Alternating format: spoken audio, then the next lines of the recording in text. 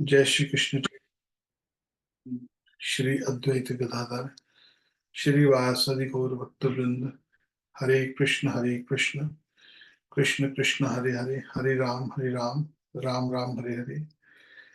नारायणं नमस्कृत्य नरं चैव नरोत्तमं देवीं सरस्वतीं व्यासं ततो जयन्तीर्यत्। वाञ्छाकल्पतरुश्च सिन्धुभ्यो पावनेभ्यो वैष्णवेभ्यो नमो नमः।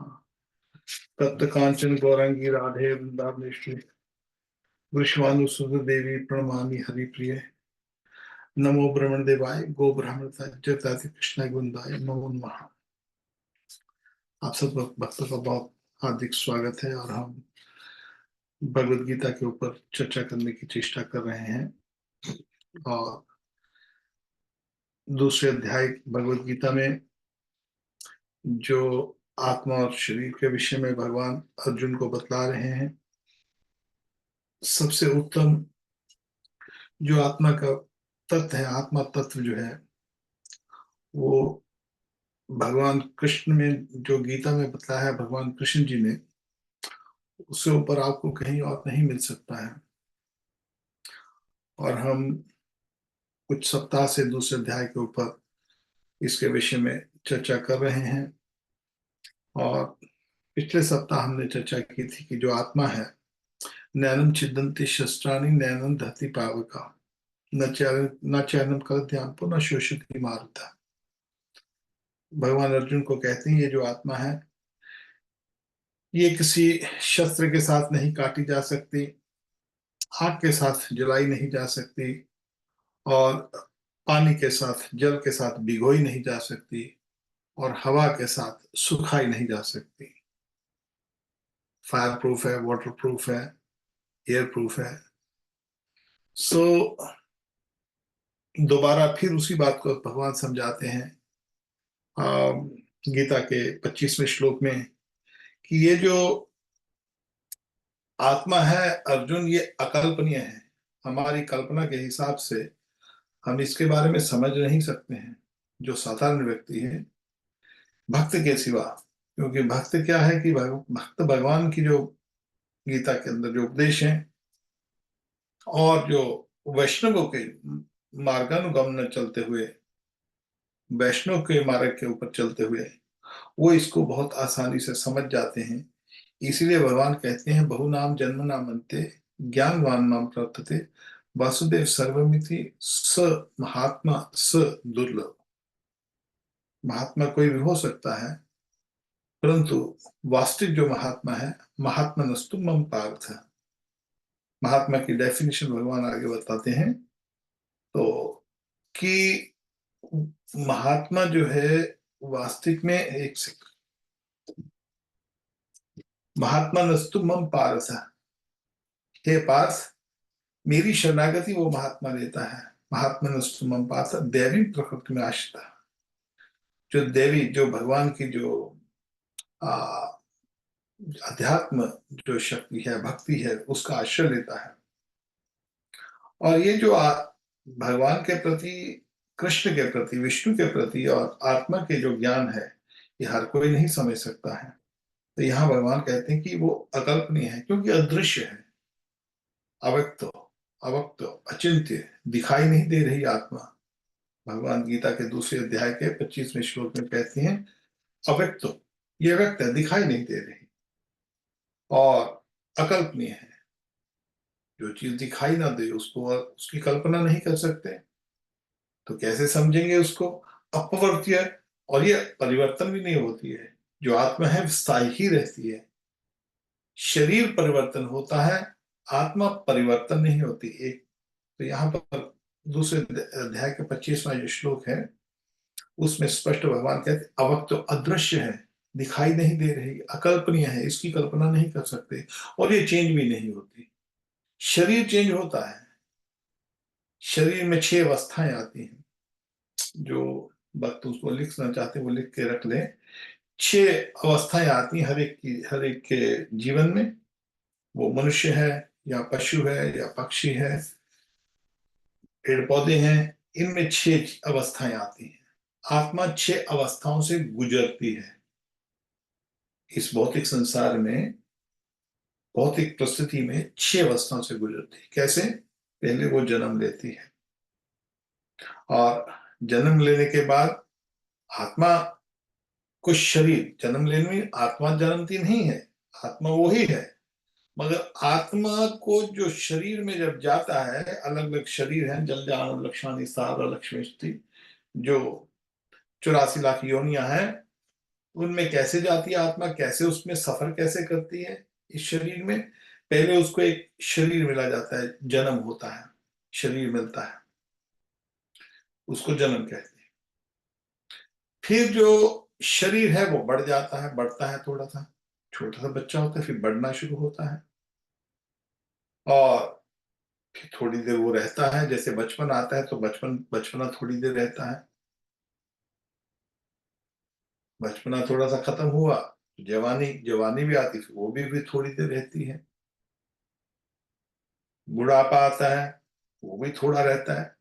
फिर उसको क्या करते हैं, उसके बाद जब ये जो भी व्यक्ति है, पशु है, पक्षी है, मनुष्य है, या यहाँ पर जो पेड़ पौधे हैं, प्रोड्यूस कुछ ना कुछ जन्म देते हैं किसी को, उसको बाय प्रोडक्ट्स, उसको जन्म दिया जाए।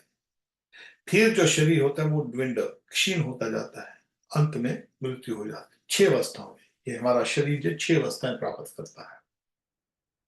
और भगवान कहते हैं कि ये 6 अवस्थाओं से जब ये शरीर निकल, जो आत्मा है ये सफर करती है, जन्म का शरीर लेती है, फिर वो बड़ा शरीर बड़ा होता है, उसमें भी आत्मा वही रहती है, वो आत्मा चेंज नहीं होती। कई बार आपने देखा होगा कि वो बुढ़े होते हैं, कि वो बुढ़े बोलते जी मेरा तो शरीर तो बुढ़ा हो गया है, मगर उसकी सोच वैसी रहती है। कई बार मखौल में भी कोई मजाक कर देता है, अरे मैं तो अभी जवान हूँ, क्योंकि वो एक्चुअली वास्तविक में वो सत्य बोल रहा है। उसको अभ्यास, उसको आभास होता है कि वो बूढ़ा नहीं हुआ, मन में जवान रहता है, मगर शरीर बूढ़ा हो जाता है। तो आत्मा दो तरह की, ये भी साथ में लिख लीजिए, आत्मा जो है दो तरह की आत्मा, एक अनुआत्मा, एक विभु आत्मा। अनुआत्मा का अर्थ जो हम है, पृथक अंश, भगवान। भगवान को विभु आत्मा, भगवान भी आत्मा है ना, उन्हीं के तो हम बच्चे हैं, उन्हीं से हम निकले हैं। तो जैसे एक बाप अपने बच्चे को जन्म देता है, उसके 2 4 बच्चे होते हैं, 2 3 लड़के हो गए, 2 3 लड़कियां हो गई, आगे फिर पोते पोते हुए, तो है तो बाप का ही अंश। बाप ने जन्म दिया बच्चों को, मगर वापिस वो बाप नहीं बन सकते, वो बाप बच्चे हैं तो बच्चे बच्चे अलग रहेंगे। तो भगवान ने इसके विषय में, हमने पहले दूसरे अध्याय के बाद में 11वें के श्लोक में हमने बोला था, भगवान स्पष्ट कहते हैं, न तम जात न आसम न तम में जनाधिपा न चैव न भविष्य सर्वे व्यमते परम। हे अर्जुन, पहले भी मैं था, अब भी हूं, आगे भी रहूंगा, तुम भी पहले थे, अब भी हो, आगे भी रहोगे। कि राजा भी पहले थे, अब भी हैं, आगे भी रहेंगे। शरीर मरेगा बस, युद्ध में शरीर मरा उनका, शरीर बूढ़ा होता है, शरीर जन्म लेता है, शरीर ही बाय प्रोडक्ट प्रोड्यूस करता है, बच्चे पैदा करने, या जो वृक्ष है वो फल फल वगैरह पैदा करते हैं। ये देखते हैं वृक्ष भी बड़ा होता है, बड़ा होने के बाद फिर एक ऐसा समय आता है कि वृक्ष भी कमजोर होने लग जाता है, फिर वृक्ष अपने आप गिर जाता है। ये 6 अवस्थाएं। और हम जीव जो हैं भगवान के अंश हैं, भगवान के पुत्र हैं सब जीव, मगर भगवान से पृथक हैं, कभी भगवान नहीं बन सकेंगे।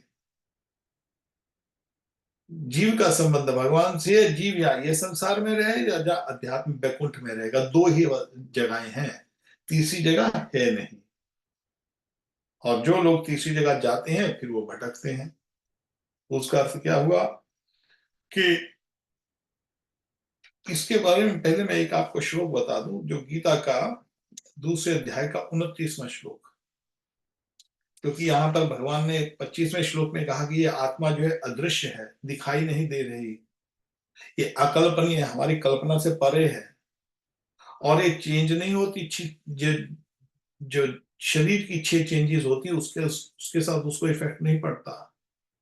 एक बात और कहते हैं भगवान, भगवान कहते हैं कि अच्चर पश्यति कश्चिदेन, कुछ लोग इस जो आत्मा को बहुत आश्चर्य से देखते हैं, दिखाई तो नहीं देती, मगर वो अब एक अपनी ही कल्पना कर लेते हैं, आत्मा ऐसी होगी, आत्मा ऐसी होगी। जैसे कभी आप देखो कि ईसाई धर्म में या मुसलमानों में, जो यहूदी धर्म, ये जो जितने भी ये इनको अब्राहिम धर्म कहते हैं, जो कि अरब कंट्री में से, उनका वैदिक धर्म से कोई संबंध नहीं है।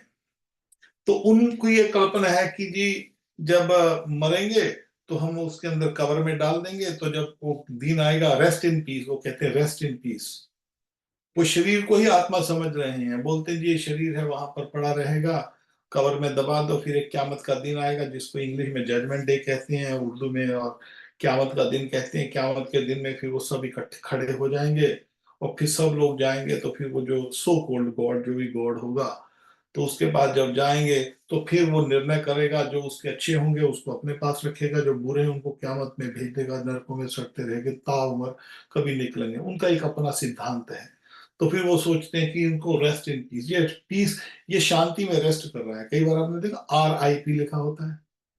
अभी तो इतने मूर्ख हैं हमारे इंडिया में भी, लोग RIP लिखने लगे, कोई मरता उसको अरे RIP क्या का अर्थ क्या हुआ? वो तो शरीर पड़ा है, गल सड़ गया वो तो शरीर, आत्मा तो निकल चुकी है। आत्मज्ञान नहीं है, इसलिए वो एक अलग तरीके से आत्मा का वर्णन, एक अपना जो है वर्णन उन्होंने दिया। कभी आपने एक यहाँ पर हमारा कोई उद्देश्य किसी और किसी किसी पंथ से नहीं है, मगर कई आप देखते हैं कि जैसे एक नया एक पंथ शुरू हुआ है, ब्रह्म कुमारी, 150-100 साल से। तो एक कोई सुनार था पाकिस्तान में, उसने शुरू किया, लेखराज जी ने जो किया। तो वो मानते हैं कि ये आत्मा जो है, ये जो हम जब मरेंगे तो हमको फिर हम केवल मनुष्य के ही जन्म में जाएंगे, कुत्ता कुत्ता ही रहता है, मनुष्य मनुष्य ही रहता है। तो उसकी मेंटालिटी चेंज हो जाती है। एक अजीब और गरीब लोग अपना अपने लिए धारणा देते हैं कि मरने के बाद हम कुत्ता बिल्ली नहीं बनेंगे। शास्त्र कुछ और कहता है, चार वेद और कहते हैं, तो ये पंथ कुछ और कहते हैं। कई बार मायावादी लोग ये कहते हैं, आश्चर्यवत की श्रुति, कोई लोग भगवान कहते हैं गीता में, आपको इसका ट्रांसलेशन पढ़ देता हूँ। कोई एक महापुरुष इस आत्मा को आश्चर्य की भांति देखता है, वैसे ही दूसरा कोई महापुरुष इस तत्व का आश्चर्य की भांति वर्णन करता है। दूसरा कोई अधिकारी पुरुष इसे आश्चर्य की भांति सुनता है, कोई कोई तो सुनकर भी इसको नहीं जान सकता। तो आत्मा को कई लोग अपने तरीके से देते हैं, कोई अलग अलग पंथ है, अपना अपनी धारणाएं देते हैं। तो भगवान कहते हैं आत्मा ऐसे नहीं है। वे क्यों धारणा देते हैं? क्योंकि अकल्पनीय है, उनकी सोच से परे है। मगर यहाँ पर भगवान उसका पूर्ण पूर्ण ज्ञान दे रहे हैं, आत्मा जो है ऐसा नहीं है। आत्मा जो है ये भगवान का पृथक अंश है। और हम इच्छा द्वेष द्वंद्व मोहे न भारता, भगवान ने जीव को यहाँ पर इस संसार में क्यों आए हैं? इच्छा और द्वेष के लिए। भगवान कहते ठीक है, कोई बोलता कि भगवान से कोई नहीं आता, भगवान को कभी कोई छोड़ता नहीं, परंतु बैकुंठ से कभी जीव पृथक रहना चाहे भगवान से, हे प्रभु मैं भी आपकी तरह एक पृथक रहना चाहता हूँ, ईश्वर बनना चाहता हूँ, आनंद भोग करना चाहता हूँ आपके बगैर, तो उसके लिए ये जेल बनी हुई है। ये जो भौतिक संसार है इच्छा और द्वेष के लिए ही बनी है। आप देखेंगे हमारा शरीर जो है, ये भगवान ने भगवान का जो विराट रूप है, भागवत के अंदर जब हम शनिवार को जो प्रोग्राम करते हैं, उसमें ऐसा ही भगवान ने पहले अपना जो विराट रूप तैयार किया, हाथ मुंह आंख सब कुछ जो जो है हमारे, देखो ना अभी हमारे शरीर के अंदर अपने आप कुछ मशीनरी चल रही है। आप चला रहे हो? नहीं चला रहे। कौन चला रहा है? आप चला के दिखा दो। हमारा शरीर बीमार होता है, हमारे शरीर को कुछ आ, कोई भी आवश्यकता पड़ती है, आप उसको ठीक करके दिखा दो, नहीं ठीक होता। क्यों? क्योंकि हम इसके कंट्रोलर नहीं है। इसका जो कंट्रोलर है, इस आत्मा जो शरीर है, जो आत्मा तो शरीर में है, उसका प्रूफ क्या है? आत्मा शरीर में है, प्रूफ आत्मा का है चेतना, कॉन्शियसनेस। जैसे कोई टेबल है, या कोई कार है, या कोई बाइसिकल है, ये जड़ वस्तु है। दो चीजें, एक जड़ एक चेतन। जो जड़ वस्तु उसमें आत्मा नहीं है, चेतन। जो व्यक्ति चेतन है, जो भी जीव जंतु चेतन है, पशु पक्षी चेतन है, हमारे जो पेड़ पौधे चेतन है, चेतना उनके अंदर चेतना है। जिस वस्तु में चेतना है समझ लो वो उसके अंदर, उस शरीर के अंदर आत्मा का विद्यमान है। और ये जो आत्मा है, इसलिए लोग आश्चर्य से कोई सुनता है, कोई समझ नहीं सकता, कोई अपनी अपनी व्याख्या दे देते हैं आत्मा के बारे में। तो परफेक्ट एग्जाम्पल जो भगवान कृष्ण ने आत्मा के विषय में जब करते हैं, तो भगवान एक और बात कहते हैं आत्मा के विषय में। आपने कई बार सुना होगा, कई बार लोग कहते हैं, अरे हमने कौन था देखा था, हमको क्या पता, हम पहले कहाँ थे, अब आगे क्या होगा हमको पता नहीं है। वही बात, इसी बात को ये मूर्ख से मूर्ख व्यक्ति भी यही बात बोलता है। तो भगवान उसके लिए स्पष्टीकरण कर दिया। भगवान ने, भगवान हर एक वस्तु को जानते हैं, एक प्राणी को जानते हैं। भगवान है, वो एक एक प्राणी को जानते हैं, उनको पता है कि जीव क्या सोचेगा। जीव आत्मा के विषय में अलग अलग धारणाएं करेगा। तो यहां पर गीता के जो 28वें श्लोक में भगवान कहते हैं, अव्यक्तादि भूतानि। देखो वही बात कर रहे, अव्यक्तानि। अरे भूत में, भूतकाल में, पास्ट में क्या था, किसी को कुछ पता नहीं। अवक्तानि, आत्मा दिखा, अवक्तानि, अवक्त दिखाई नहीं देती, पता नहीं क्या थी पहले। व्यक्त ध्यानी बार, मध्य ध्यानी बारता, अब यह दिखाई दे रही है। आत्मा, आत्मा कैसे दिखाई दे रही है, हम चेतन है, हम बात कर रहे हैं, हम खा रहे हैं, हम पी रहे हैं, हम सो रहे हैं, हम पी रहे हैं। तो जो भी खाना पीना सोना, जो भी हम शरीर का भोग कर रहे हैं, तो इसका अर्थ है कि इस शरीर के अंदर आत्मा है, चेतन है। अवक्ता निधनान देवता, तत्र का बल देवता। ये जो आत्मा है, जब आगे निधन होगा, जब शरीर जाएगा, तो फिर पता नहीं लगेगा आत्मा कहां पर है। पहले जन्म से पहले आत्मा का पता नहीं था आत्मा कहां से आई है। जैसे हमारे, जैसे मेरे बेटे के मेरा पोता हुआ, अब पोता आया, उससे पहले कहां पर था वो पोता, वो आत्मा कहां पर थी, किस जन्म में थी, क्या आत्मा कर रही थी, क्या उसके कर्म है, वो अव्यक्त है, वो दिखाई नहीं दे रहे। और जब हम इस शरीर को भोग कर 100 साल भोग लिया, 80 साल भोग लिया, भोगने के बाद फिर अव्यक्त हो जाएगा, फिर अदृश्य हो जाएगा, दिखाई नहीं देगा। अभी जाने के बाद कहां पर गई आत्मा।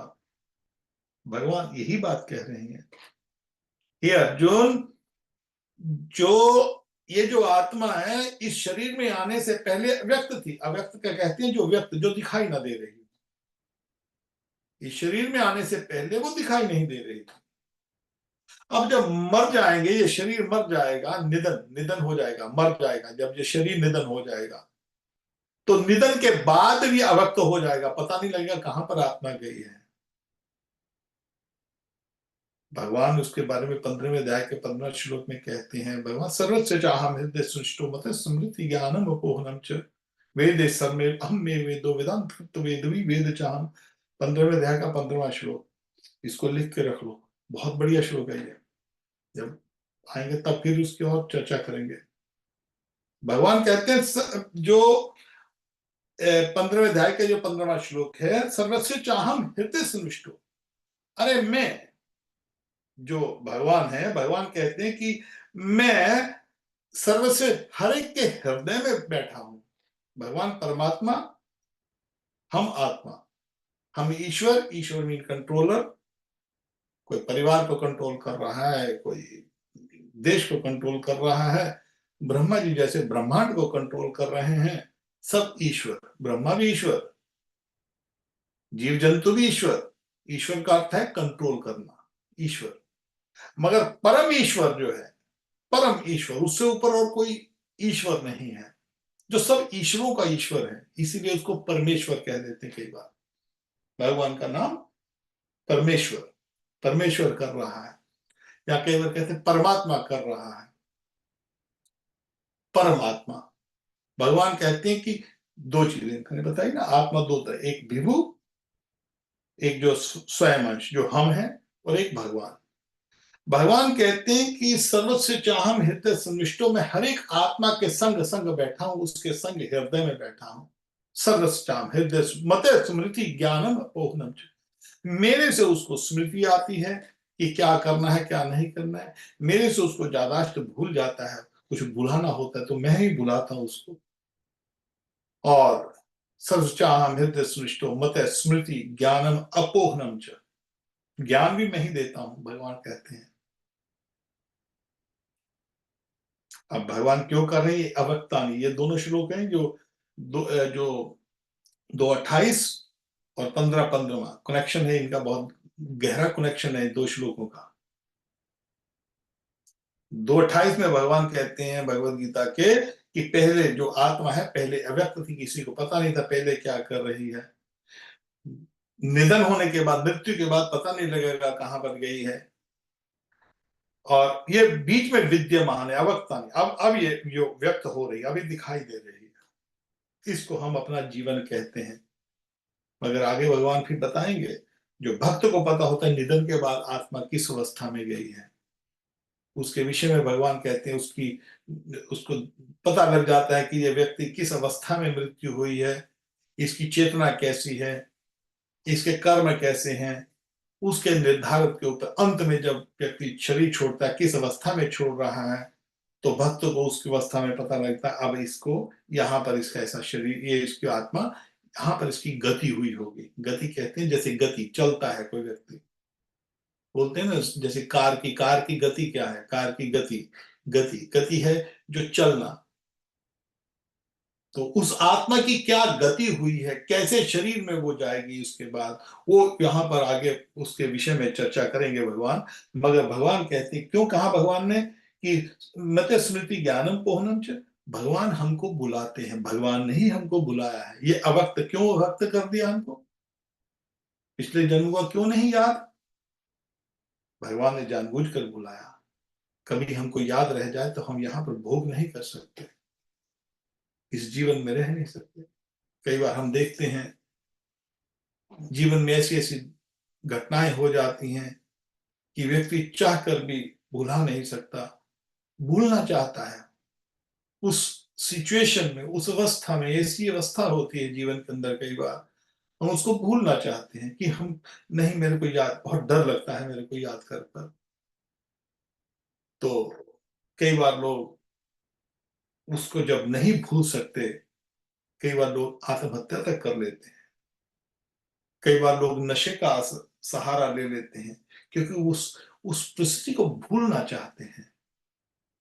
वो भुलाई नहीं जा रही, उनके मन में बहुत, उनके जो ट्रोमाटाइज कहते हैं, टेंशन बहुत ज्यादा है, तो भगवान इसके जीवन में रह नहीं सकता।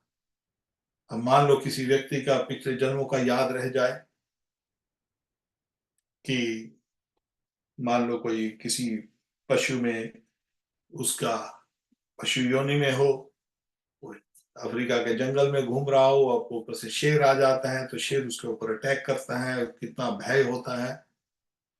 तो उसका भय आपको कितना तंग करेगा। आप देखो, आपने भरत महाराज की, जब हम भागवत की चर्चा करेंगे तो भरत महाराज जब देख रहे थे एक हिरण का, हिरनी, गर्भवती हिरनी भाग रही है और पीछे शेर पड़ा है, इतनी भय है उस हिरनी को कि उसका गर्भ में से बच्चा निकलकर पानी में गिर जाता है। पानी में भाग रही थी, पानी के जैसे, पानी तट होता है ना, नदी का थोड़ा सा तट होता है, हिरनी भाग रही है भय से, पीछे में शेर आ रहा है, और भय में भागते भागते उसका जो गर्भ से बच्चा जो है वो निकल कर वो उस बच्चे को जन्म दे देती भय से। और तब तक शेर उस हिरनी को खा लेता है, मार देता है। कितना भय हुआ कि उसके उसके उसके गर्भ में से बच्चा निकल आया। तो ये भय, और साथ में जो भय, जब मृत्यु होती है, और जब हमारे शास्त्र में गरुड़ पुराण आप देखिए, तो गरुड़ पुराण में पूरी व्याख्या दी गई है कि जीव को जब जब जब यमदूत दिखाई देते तो इतना भय होता है उसको, इतना भयभीत हो जाता है वो, कि उसका मल मूत्र निकल जाता है। तो साधारणतः जब व्यक्ति मृत्यु के समय किसी का मल मूत्र निकले तो समझो उन्होंने बहुत भय भय की स्थिति में वो गया है। और जो व्यक्ति कोई भक्त ना भी हो, मान लो कोई पुण्य आत्मा हो, किसी को पुण्य किया है, तो जब वो शरीर छोड़ता है तो इतना भयभीत नहीं होता, उसका मल मूत्र नहीं निकलता, क्योंकि जो जब यमदूत लेने आते हैं, जब देवदूत लेने आते हैं, और या विष्णु दूत लेने आते हैं, जो तो इस शरीर को छोड़ पाप कर्म किए हैं, और यमदूत आएंगे, मृत्यु के वो हेड हैं। कोई ऐसी पुण्य आत्मा हो जिसने पाप कर्म ना किए हो और विष्णु की भक्ति भी ना की हो, ठीक है, अन्य देवी देवी देवताओं की भक्ति की हो, या उसने अच्छे कोई कोई अनाथालय खोल दिया, या किसी की गरीब की मदद कर दी, या पुण्य पुण्य कर्म करते हुए, पुण्य आत्मा है वो, आत्मा तो पुण्य है ना, तो फिर उसको जो यमराज जी हैं, यमराज उसके लिए धर्मराज बन जाते हैं। उसको यमराज के दर्शन नहीं होते, उसको धर्मराज के दर्शन होते हैं। उसको यमदूतों के दर्शन नहीं होते, उनको देवदूतों के दर्शन देते हैं। यमदूत तो होते हैं, मगर यमदूत देवदूत के रूप में आते हैं। तो उसको बड़े आदर सम्मान से, चलो भी तुम्हारा टाइम हो गया और तुमने पुण्य करेंगे, चलो भी चलते ऊपर जाके हिसाब किताब करते हैं, आपका खोलते हैं हिसाब किताब। फिर ऊपर हिसाब किताब होता है चित्रगुप्त, फिर उसके हिसाब किताब से, अच्छा ये अच्छा पुण्य आत्मा है, चलो इसको स्वर्ग में भेजो, थोड़ा सा इतना इतना, हाँ थोड़े बहुत कर्म वो भी किए हैं, थोड़ा बहुत नरकों में भी जाएगा ये, थोड़े बहुत जो कर, उसके बाद फिर उसको मनुष्य का शरीर दिया जाएगा। मनुष्य के शरीर के उसके भी अनुसार आगे जब हम पढ़ेंगे कर्मों के हिसाब कैसे कैसे, भगवान आगे पूरी कर्मों की पूरी व्याख्या देते हैं गीता के अंदर।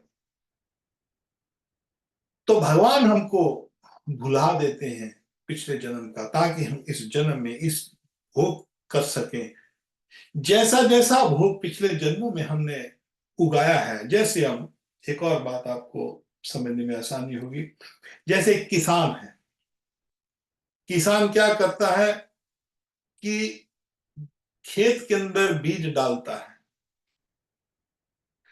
अब खेत के अंदर बीज डाल दिया, उसके बाद क्या होता है कि एक बहुत बड़ा वृक्ष बन जाता है, वृक्ष फल फूल देता है। अब बीज आपको दिखाई दिया क्या? बीज दिखाई नहीं देगा। बीज था, बीज के बगैर ये वृक्ष नहीं बना है। कोई कांटेधारी झाड़ी है, उसके पे भी बीज, कांटेदार बीज गिरा। बबूल का पेड़ हो या आम का पेड़ हो, कैसा भी हो, वहां पर हमारे जो कर्मों के हिसाब से जो बीज बोया गया, उसी के हिसाब से वो बीज अभी दिखाई नहीं देगा, वो अव्यक्त हो गया, अदृश्य हो गया वो बीज। पेड़ दिखाई दे रहा है। अब पेड़ जितनी देर रहेगा, पेड़ चलेगा पेड़ की आयु के हिसाब से, पेड़ जब मरेगा फिर अव्यक्त हो जाएगा। इसका अर्थ निराकार नहीं, केवल निराकार बोल देते हैं, निराकार पहले थे, अब आकार है, फिर आगे निराकार। अव्यक्त का मीनिंग यहाँ पर वो नहीं है। अव्यक्त का अर्थ है कि पहले वो दिखाई नहीं दे रहा था, अब दिखाई दे रहा है, आगे फिर दिखाई नहीं दे रहा। और भगवान कहते हैं कि इसके लिए जो सुविधा है, ताकि हम इस जन्म को भोग सकें, इसमें जो भी हम कार्य करने, वास्तव में तो भोग के लिए जन्म नहीं है, भोग के लिए तो 84 लाख योनियां पड़ी हैं शरीर के अंदर जो है। 84 लाख योनियों के भोग के लिए भगवान कहते हैं कि मैं स्मृति देता हूं, और मैं ही ज्ञान देता हूं, और मैं ही इसको भुलाता हूं। वेद सर्वे हम में वेदो वेदांत कृत्य वेद भी वेद चाह। भगवान कहते हैं इसीलिए मैंने वेद बनाए हैं 4, क्योंकि तेरे को तो स्मृति याद नहीं है पिछले जन्म में क्या किया, आगे तेरे को क्या करना है तेरे को पता नहीं है। अब ये जन्म मिला था तो ब्रह्म जिज्ञासा, ये जो जन्म है, ये 84 लाख योनियां जो मिली हैं, वो सब जोनियों में भोग कर रहा है व्यक्ति, केवल भोग। और एक मनुष्य जीवन है, ये भोग के लिए था तो ब्रह्म जिज्ञासा। ये मनुष्य जीवन जो है, इस जीवन में हम जो है वास्तव में क्या है हम। ये शरीर में हम आए हैं कि पिछला मेरे को दिखाई नहीं दे रहा, आगे का दिखाई दे नहीं रहा, तो मैं इसको कहाँ कैसे करूं, क्या करूं इस जीवन में। उसके लिए भगवान कहते हैं वेद बनाए हैं। वेद इस सर में हम में वेद, वेद का अर्थ होता है ज्ञान। ये कोई पुस्तक नहीं है, पुस्तक तो वेद व्यास मुनि जी ने अब लिखी है। जो बाकी की है पुस्तकें हैं, मुसलमानों की, ईसाइयों की, सब सिखों की या किसी और जो भी पंथ है, उन्होंने पुस्तकें लिखी हैं, मगर हमारी पुस्तक नहीं है। ब्रह्मा जी को वेद दिया कृष्ण ने। नारायण की नाभि में से ब्रह्मा जी की उत्पत्ति हुई। कमल का फूल होता है, कमल के फूल के ऊपर ब्रह्मा जी की उत्पत्ति होती है। ब्रह्मा जी तपस्या करते हैं। ब्रह्मा जी को बोला, वो बोला कौन हूं मैं। देखा, पता नहीं है, ब्रह्मा जी को भी नहीं पता था कि मैं कौन हूं। उस नाल देखा, सीट के ऊपर बैठा, अंधकार है। नाल को पकड़ कर नीचे आते हैं। ब्रह्मा जी देखते हैं कि यहाँ से कहाँ से उत्पत्ति हुई, ये मैं क्या है, क्या ये वस्तु क्या है, मैं कौन हूं। नीचे आते आते आते आते उनको अपनी तभी भगवान का जो है जड़ नहीं पता लगी। देखो कितनी बड़ी, ब्रह्मा जी कितने बड़े हैं। ब्रह्मा जी उस नाल से नीचे आ रहे हैं, मगर कभी उसका जो कहां से वो पैदा हुई है वहां तक पहुंच नहीं सकते। दोबारा वापिस ऊपर चढ़कर आकर बैठ गए उधर। तब वहां पर उनको आवाज आती है, तप तप तप, तपस्या कर बैठ जा भी आराम से। तो ब्रह्मा जी फिर ध्यान करते हैं आंख बंद करके, हे प्रभु मैं कौन हूं, क्या मेरा उद्देश्य क्या है। तो फिर भगवान अपने जो भगवान की जो बांसुरी है, ये बांसुरी कोई साधारण बांसुरी नहीं है जिसको हम बोलते हैं। ये बांसुरी जो है, ये तो इसमें से उसका एक स्वर जो है, एक स्वर ब्रह्मा जी के कान में जाता है और उसी को गायत्री मंत्र कहते हैं। और उस मंत्र से ब्रह्मा जी को दीक्षित हो जाते हैं ब्रह्मा जी। और वहां से ब्रह्मा जी को सब ज्ञान होता है। तब उनको पता लगता है, अरे सबको बनाने वाले तो भगवान विष्णु है, अरे विष्णु आधार है, सब कुछ उनको पता लग जाता है। फिर वो वेद जो है, वो उस एक वेद को, उससे फिर कैसे उत्पत्ति करते हैं, वो हमारे जो सैटरडे का प्रोग्राम होगा, हम उसके ऊपर अभी हमारी चर्चा आएगी उसके ऊपर।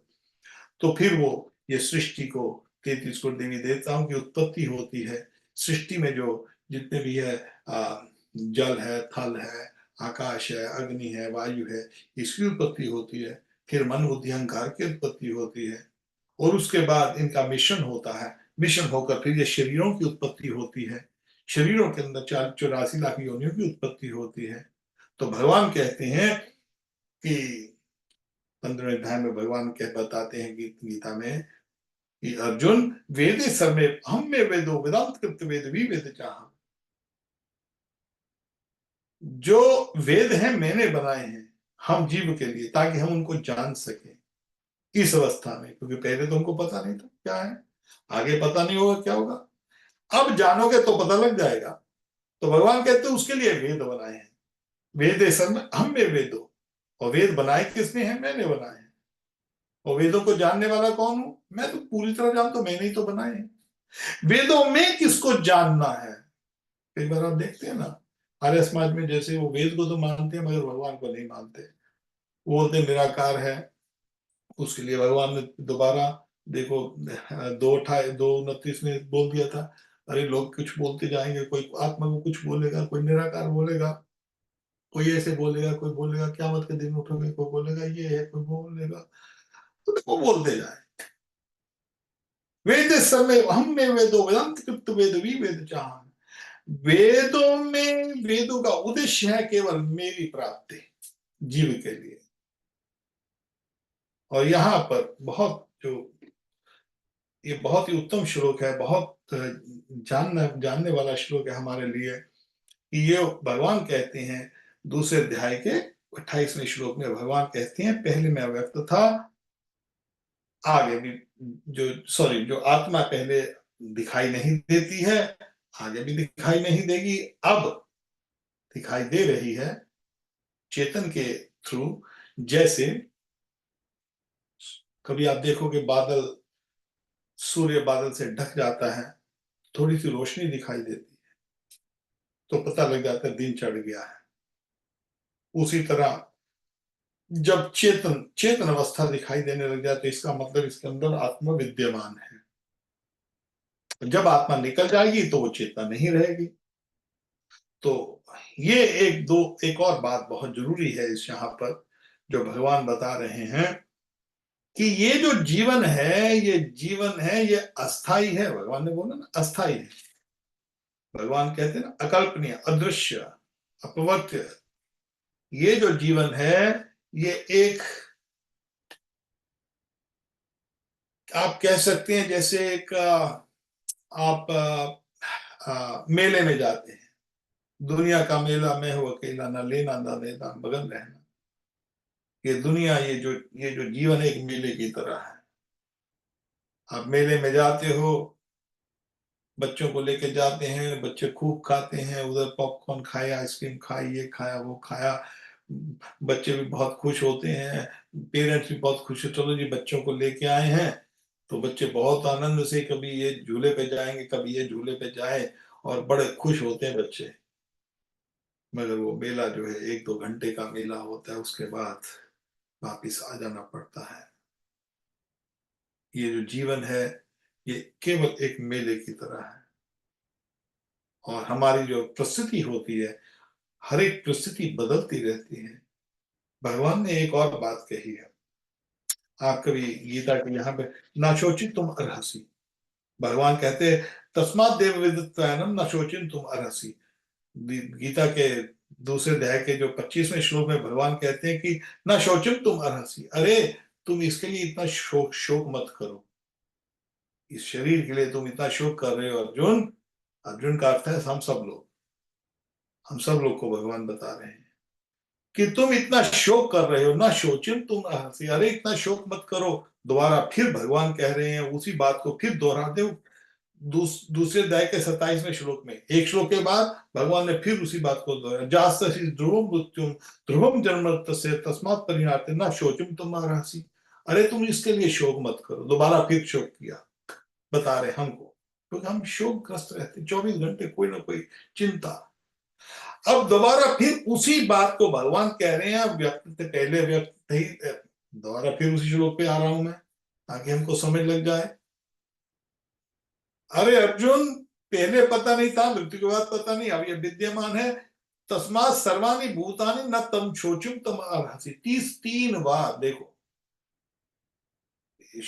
1, 2, 3, 4, 5, 6, 6 श्लोकों के अंदर 3 बार भगवान ने बोला है इसको, ना शोचिम तुम्हारा सी, ना शोचिम तुम्हारा सी, ना शोचिम तुम्हारा सी। अरे तुम शोक मत करो, तुम शोक मत करो, तुम शोक मत करो। जीवन का उद्देश्य हम क्या कर रहे हैं? हम शोक, कोई ना कोई घटना घट जाती है, उसी की चिंता को लेके बैठे हुए हैं, और अपनी अपनी प्लानिंग करते हैं, और वो कभी रुकती ही नहीं है प्लानिंग। ये जो संसार का मेला ऐसा है कि इस संसार का मेले में हम 24 घंटे उसी मेले में फंसे रहते हैं। हम सोचते हैं यही सब कुछ है, अरे अरे ये मेरा परिवार है, ये मेरा कुटुंब है, ये मेरा वो है।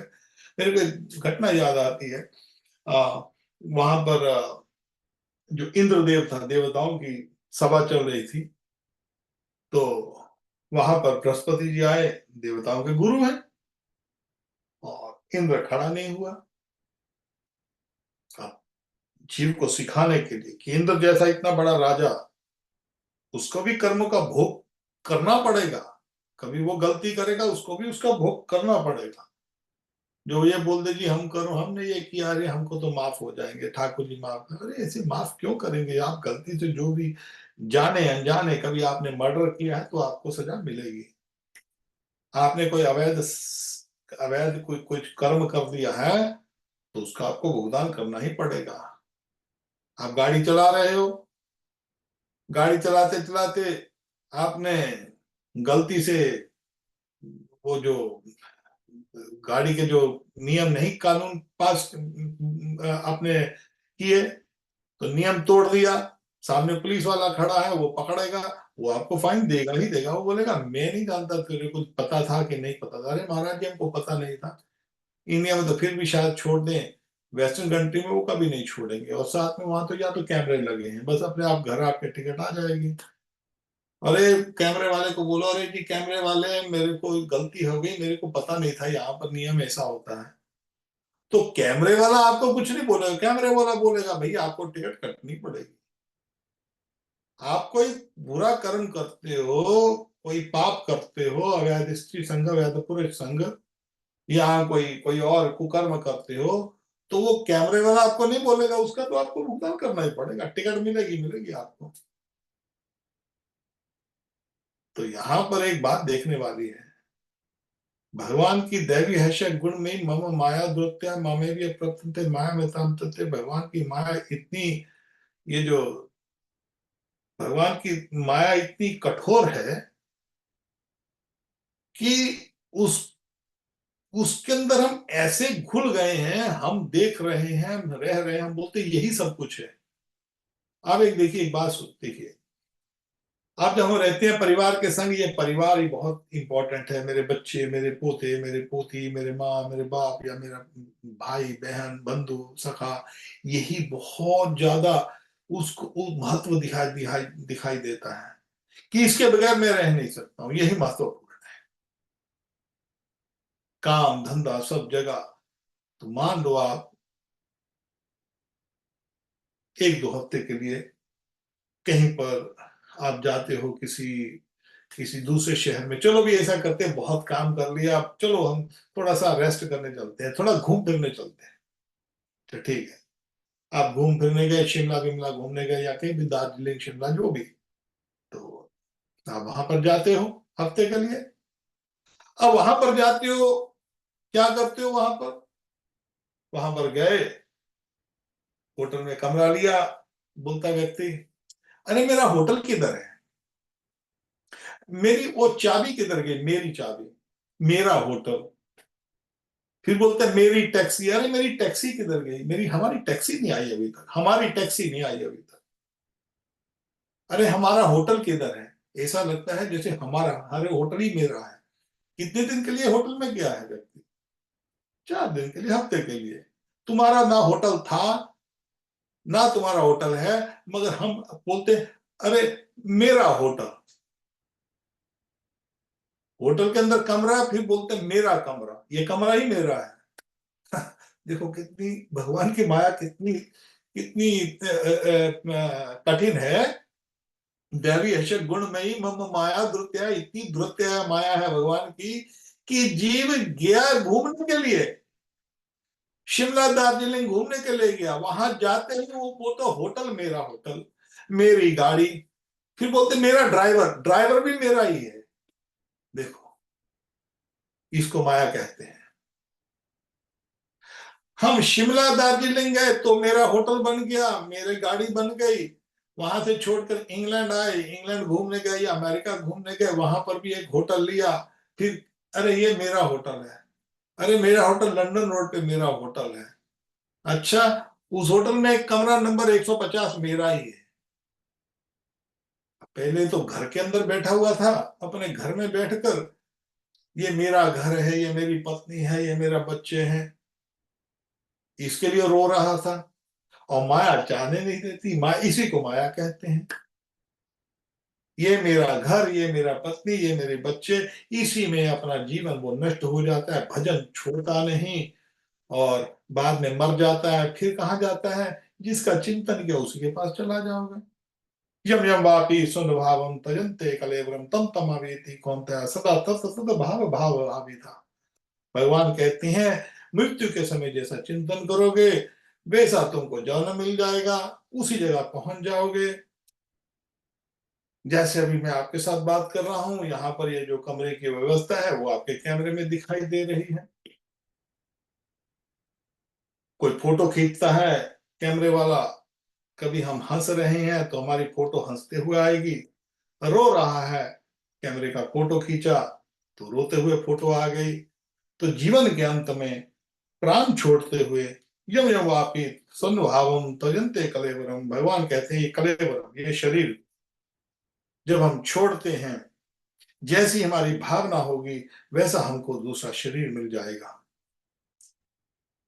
जैसे कोई हवा है, हवा, कहीं पर चमेली के फूल लगे हुए हैं, खूब सुगंध आ रही है, वहां से हवा गुजरती है, तो हवा उस चमेली के फूलों की सुगंध है साथ में लेके जाती है। चमेली के फूल यहां लगे हैं, मगर यहां से 200-300 फुट दूर तक चमेली के फूलों की खुशबू फैल जाती है। या दिल्ली में जैसे वो कूड़े के ढेर लगे होते हैं रास्ते में, जहां पर कूड़ा लगा होता है, वहां से हवा जाए तो कूड़े की बदबू आने लग जाती है। उसी तरह हमारा ये जो जीवन है, जब मृत्यु के समय जैसी भावना होगी, वैसी ही भावना जो है उस आत्मा को दूसरे शरीर में प्राप्ति कर लेगी। तो यहाँ पर भगवान कह रहे हैं कि ये जो दृश्यमान है, ये जो हमारे लिए जो ये केवल यहाँ पे व्यक्त मध्यान्ह भारत है, मध्य मध्य में, ये बहुत इंपॉर्टेंट श्लोक है समझने के लिए आपको। ये वाला 2:28, ये 2:28 के लिए तो सब लोग बोलते हैं, उनको पता नहीं है गीता का श्लोक है। अनपढ़ से अनपढ़, मूर्ख से मूर्ख व्यक्ति भी बोल देता है, नास्तिक से नास्तिक व्यक्ति भी यही बात बोलता है, अरे पहले हमको क्या पता था आगे क्या होगा। ये मध्य भगवान इसी बात को तो बता रहे हैं, अरे आगे उसके आगे व्याख्या करवा रहे हैं। ऐसे लोग कई बोलते हैं पहले क्या था आगे क्या होगा। अब मध्य में जो है भगवान कहते हैं, इस तरह लोग तरह तरह की आत्मा के विषय में बातें करते हैं। कोई किस तरह से, कोई इसको किसी तरह से व्याख्या करता है, कोई किसी तरह से व्याख्या करता है आत्मा की, और कोई व्याख्या सुनकर भी उसको समझ नहीं सकता। तो हमारे लिए जो व्याख्या है भगवान की, भगवान ने जो हमको बताया, जो हमारे साधु लोग वैष्णव जन जो हैं, ये जो जीवन है जो दृश्यमान है, अब ये जो दृश्यमान है ये एक मेला है। इस मेले में हम आ, अपने को, मेरा घर, मेरा होटल, मेरी गाड़ी, मेरे भाई बहन, उसके लिए इंद्र ने, मेरे वहां बात मेरे को भूल गई उसकी बात आते थे, तो इंद्र ने अपने जो गुरुदेव बृहस्पति की थोड़ा से उल्लंघन कर दिया, उठा नहीं प्रणाम के लिए। तो बृहस्पति ने सिखाने के लिए, अरे जा तू मृत्यु में जाके सुअर हो जा, शुकर बन जा। तो इंद्र शुकर बन गया, शुकर कहते हैं सुअर को।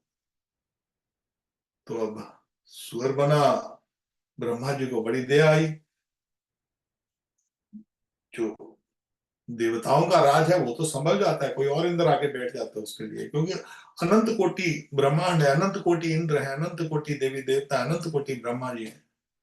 तो टेम्पररी एक ब्रह्मा जी, जो हमारा इंद्र था, वो सुअर बन गया। सुअर बन गया तो ब्रह्मा जी को बहुत उसके ऊपर दया आई। अरे इतना बड़ा राजा, वो भी इतने सारे जो स्वर्ग लोगों का राजा, और सुअर बन गया, गू खा रहा है, गंदगी में रह रहा है। ब्रह्मा जी आते हैं, सुअर के पास आते हैं, उसको बोलते हैं इंद्र को, अरे तू सुअर नहीं है, तू इंद्र है। वो देखे जैसे सुअर करता है, आप वृंदावन देखो पू पू करके बोल रहा है सुअर। अरे तू इंद्र है, इंद्र याद कर, मैं तेरे को याद कराता हूं, मैं ब्रह्मा हूं। शक्ति थी, इंद्र को याद करा दिया, वो इंद्र है। अच्छा, मगर माया का देखो चाल कितनी, दैवीय गुण में माया दुर्त्या कितनी दुर्त्या है।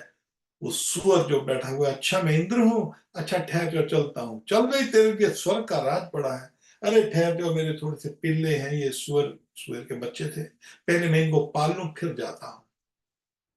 यही हमारी दुर्दशा है, पहले मैं ये कर लूं, वो कर लूं। तो ये जो संसार है, जो कृष्ण कृष्ण कृष्ण थी जो मम स्मृति नित्य जन्म में तुम पिता नरकादपि उद्राम्य हम। मगर जो भक्त है, जो शरणागति, पूर्ण शरणागति है, भक्त की मैं बार बार आपको परिभाषा बताता हूँ। भक्त जो 3 तरह के भक्त होते हैं, निष्ठा, मध्यम और उत्तम। कृष्णा को प्राकृत भक्त कहते हैं।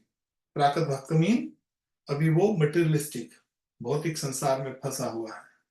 भक्ति तो है, भक्ति तो कर रहा है, इच्छाएं हैं, वासनाएं हैं अभी भी उसके मन में। मध्यम भक्त जो होता है, उसको शास्त्र ज्ञान हो जाता है, अनुभूति होती है और संसार से वैराग होना शुरू हो जाता है। और दृढ़ व्रता भजन्ते माम यशांत पापम जनाना नाम पुण्य कर्मा नाम त्वे द्वंद मोह निर्मुक्ता भजन्ते माम दृढ़ व्रता। पुण्य करते करते करते करते पिछले जन्मों का पाप क्षीण हो जाता है, इस जन्म में भी पुण्य करते करते पाप खत्म हो जाते हैं। भगवान कहते हैं त्वे द्वंद मोह निर्मुक्ता। द्वंद कहते हैं सुख और दुख। द्वंद, दो चीजों को द्वंद कहते हैं। ये संसार द्वंदमय है। द्वंदमय क्या है? दिन है रात, ये द्वंद। जिस वस्तु का उलट हो तो उसको द्वंद कहते हैं। दिन रात, सुख दुख, मोटा पतला, सफेद काला, द्वंद। ये संसार द्वंद में फंसा, हम द्वंद में फंसे हुए हैं। सब व्यक्ति, एक एक प्राणी द्वंद में फंसे हुए। इस संसार, ये संसार द्वंद में ही संसार है, तो द्वंद में फंसे हुए हैं। तो भगवान कहते हैं जिशाम तंत्र पापम जनाना नाम पुण्य कर्मा नाम त्वे द्वंद बिन्नु मोह मुक्ता।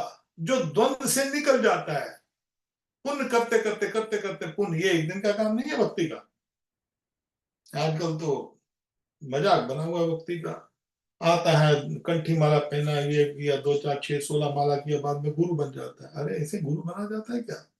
भक्ति ऐसे होती है? ये तो शुरुआती भक्ति है। भक्ति के लिए दिन रात भजन करना पड़ता है, दिन रात।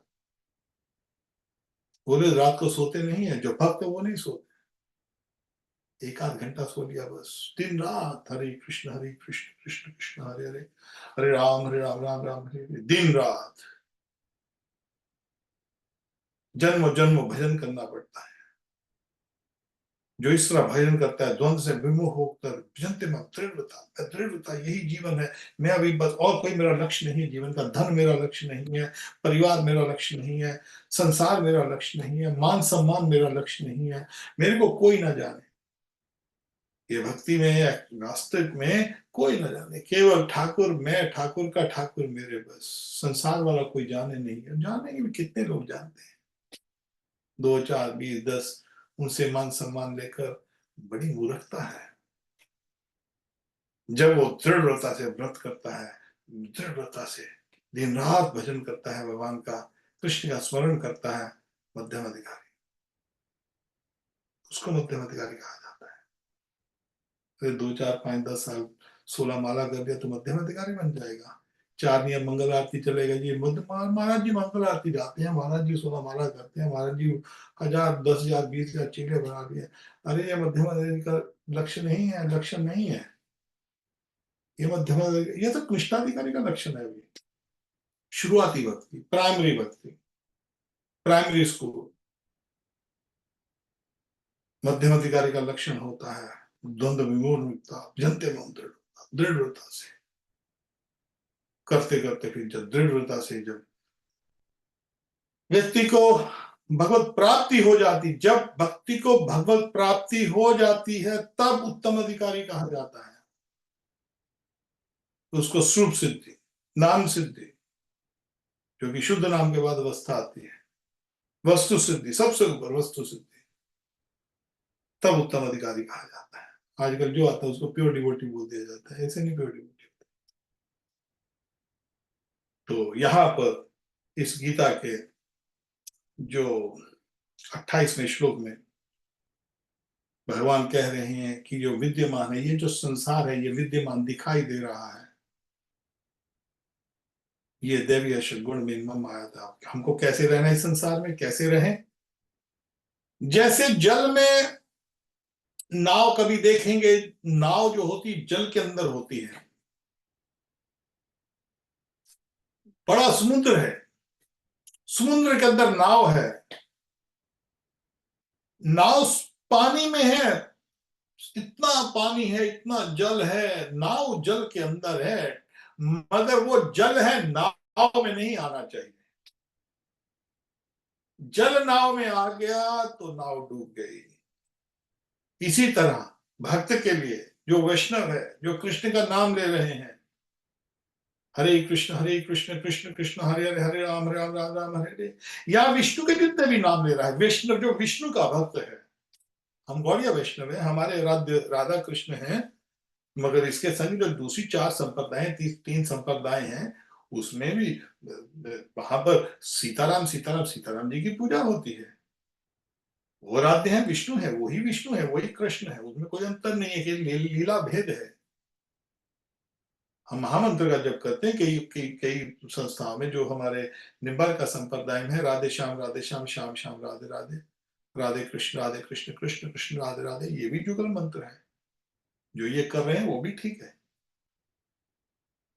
कहने का भाव क्या है, जो वैष्णव होता है वो संसार में रहता है, संसार जल है, संसार के ऊपर हमारे जो शरीर है ये नाव है, इस जो ये संसार की हमारी जो नाव है, जीवन की जो नाव है, ये संसार रूपी जल में है, मगर संसार हमारे अंदर नहीं आना चाहिए, हमारी नाव के अंदर नहीं आना चाहिए।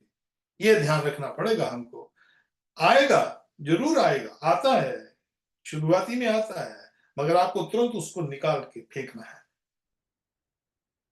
ध्यान रहे, ये इस तरह भजन करना है। भजन कैसे करना है? भजन करना शुरू कर दिया, माला कर रहे हैं, हरे कृष्ण कृष्ण कृष्ण हरे हरे, हरे राम राम राम। शुरुआती माला है, 1-2 घंटे कर लिया, ये शुरुआती है। भजन को परिपक्व अवस्था में लेके जाना है। परिपक्व अवस्था कहते हैं पकी हुई अवस्था। जैसे आम होता है, आम, पका हुआ आम, पका आम आपको अपने वृक्ष पे, तो उसको पूरी सही तरह से खाद देनी पड़ेगी, आपको पानी देना पड़ेगा, कभी आंधी तूफान है उससे बचाना पड़ेगा, तो फिर वो पका हुआ आम, आम वो जो पेड़ है वो पका हुआ आम देता है। उसी तरह भक्ति को पकाना है, तो उसके लिए आपको ये थोड़ी है कि 1-2 घंटे कर लिया। आप नहीं कर सकते तो कोई बात नहीं, थोड़ा थोड़ा करो। अभी अभी भी हम संसार में फंसे हैं, थोड़ा थोड़ा शुरू करो। कभी आपको जल्दी प्राप्ति करनी है, तो फिर आपको धीरे धीरे वो जो जल है, संसार रूपी जल है, जो हमारे शरीर में पड़ा हुआ है, हमारा शरीर एक नाव है, इस संसार में हम वो नाव चल रही है। संसार को अपने मन में नहीं लेके आना, मन से निकालना है संसार को। बस जब कोई माया आए मन में, हे प्रभु मेरी मेरी मेरी रक्षा करो, हे प्रभु मेरा मन जो है भटक रहा है, मेरा मन जो है मेरे परिवार में फंस रहा है, मन जो है इस संसार में फंस रहा है, उसको आपको निरीक्षण करना पड़ेगा, ध्यान देना पड़ेगा कि कौन सी ऐसी वस्तु है जो मेरे मन में फंस रही है। कोई सगा संबंधी कुछ मेरे मन में फंस रहा है, ताकि उसको मैं फंसाऊं नहीं, खुद को मैं फंस गया तो मैं भी वहीं पर ले जाऊं, चला जाऊंगा, वो जीप खींच के ले जाएगा। जिसमें आपकी आस्था है ना, मरते हुए वो याद आ गया तो आप खींच के चले गए उधर। इसलिए बहुत ध्यान देना पड़ेगा कि मेरी आस्था ना फंस जाए इस व्यक्ति में, मेरी आस्था ना फंस जाए इस संसार में। तो ये जो हमारा गीता का जो हमने ये जो दूसरा 28 और 29 हमने किया है, तो इसके बाद हम जो आप सब लोग, हमारा निवेदन है कि आप हर रोज गीता को पढ़िए। 30 रुपए की गीता आती है, कोई ज्यादा महंगी नहीं है, छोटी पॉकेट गीता ये ले आइए, हम बहुत इसी को पढ़ते हैं। पॉकेट गीता ले आइए, इसको पढ़िए। तो आगे जो हमें भगवान कहते हैं कि जीवन के अंदर जो प्रमुख प्रमुख श्लोक उठा रहे हैं हम। अच्छा, यहाँ पर हम आज बंद करते हैं। किसी का कोई प्रश्न हो तो, कोई पूछना चाहता हो तो आप अपना जरा ऑन कीजिए, अपना वीडियो ऑडियो ऑन कीजिए, कोई प्रश्न पूछना चाहता है।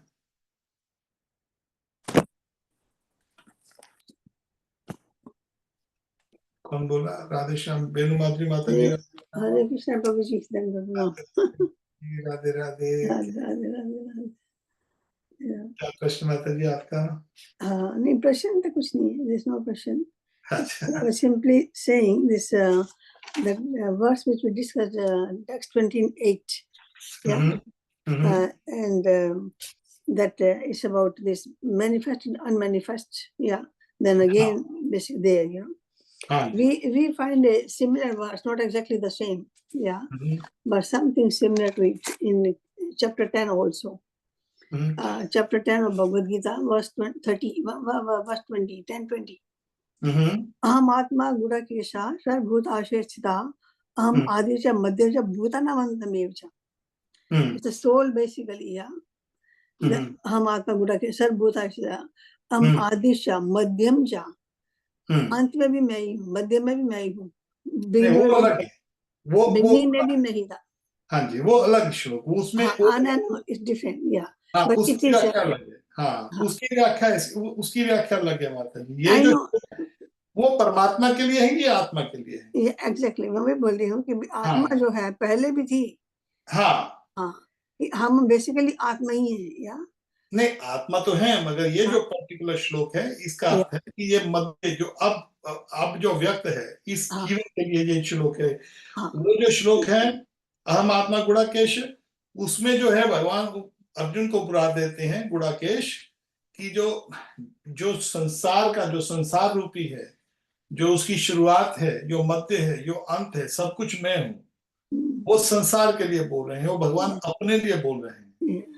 जब या, दसवां अध्याय जो है, हाँ, वहां पर आत्मा के लिए नहीं बोल रहे हैं, वहां पर भगवान परमात्मा के लिए और सृष्टि के लिए बोल रहे हैं। बोल रहे हैं, या, श्लोक में हम आत्मा गुणाकेश, तो ये जो श्लोक है, दिस फॉर द आत्मा ओनली, हाँ, ये उसके साथ नहीं मिल रहा है। नहीं इसके इसके संग मिलेगा आपका 15वां अध्याय का, ah, ऐसे जहां हृदय सृष्टो मत स्मृति ज्ञानम। हाँ, शायद आपको, हाँ, मैंने प्रोग्राम में पहले ही बोल दिया था। 50-50, तो उसके लिए, हाँ, वो दसवें अध्याय का श्लोक इसके संग नहीं कनेक्ट होता, इसके कनेक्ट हो रहा है। ये यहाँ पर विशेषकर जो हमारे लिए निर्देश है, या इस जो व्यक्त हो रहा है, अब जो शरीर हमको दिखाई दे रहा है, हमारी चेतना, हमको पता है कि हम इस शरीर में फंसे हुए हैं। हमारा ये शरीर है, किसी के पास मोटा है, किसी का पतला है, कोई बीमार ग्रस्त शरीर है, किसी को कैसा शरीर है। तो उसके लिए ये जो भगवान कह रहे हैं, हम चाहते हैं कि आप हर रोज गीता पढ़ते रहिए, और गीता को आप एक बार पढ़ने में आपको समझ नहीं लगेगी, भगवान ही आपको समझाते हैं सब कुछ। ये गीता जो है हमको भी नहीं आती थी, ये तो ठाकुर जी, सब ठाकुर का कृपा है, राधा रानी कृष्ण का कृपा है। आप जैसे जैसे गीता पढ़ेंगे, पढ़ते जाएंगे, पढ़ते जाएंगे, पढ़ते, ये गीता नहीं है, ये साक्षात ठाकुर जी हैं। ठाकुर के साथ संपर्क है आपका, ये कोई पुस्तक नहीं है। तो जब आप नियम पूर्वक, हे प्रभु, मैं किसी ना किसी तरह हर रोज एक अध्याय पढ़ता हूँ, एक अध्याय पढ़ लीजिए, 5-10 मिनट लगते हैं आपको। तो जैसे जैसे आप करते जाएंगे, करते जाएंगे, करते करते करते करते करते, भगवान आपको अनुभूति करवाते जाएंगे, आपको अपने आप होने जाएंगे, हम बताने नहीं जाएंगे। आपको अपने आप ठाकुर जी, सब जो समष्टि गुरु हैं, सब गुरुओं के गुरु भगवान हैं, और वही सबको ज्ञान देते हैं, वही सबको मार्गदर्शन करते हैं। और इसलिए यहाँ पर आप गीता को, हमारा आपसे निवेदन है, आप कुछ और ना करें, एक तो नाम जप करें, और एक गीता जरूर रोज पढ़ें। और हम यहाँ पर, मैं सोचता हूँ कि आप 40वां श्लोक पे नहीं, 38, ठीक है, हम यहाँ पर अगले सप्ताह 2:38 और 2:40 करेंगे। तो बाकी के आपको बड़े आराम से समझ लग जाएगी, आप पढ़ते रहिए। और उसके बाद हम शनिवार को, हम आपके साथ सैटरडे को भागवत का जो है नाम, और फिर भागवत के ऊपर चर्चा हम करने की चेष्टा करें। किसी भक्त का कोई प्रश्न हो तो, मितांश, कुणाल, अशोक, विशालू, प्रफुल्ल, या किसी का कोई प्रश्न हो तो आप, अभी हम 2-4 मिनट और ले लेते हैं। Kunal is okay, everything is okay, ठीक है।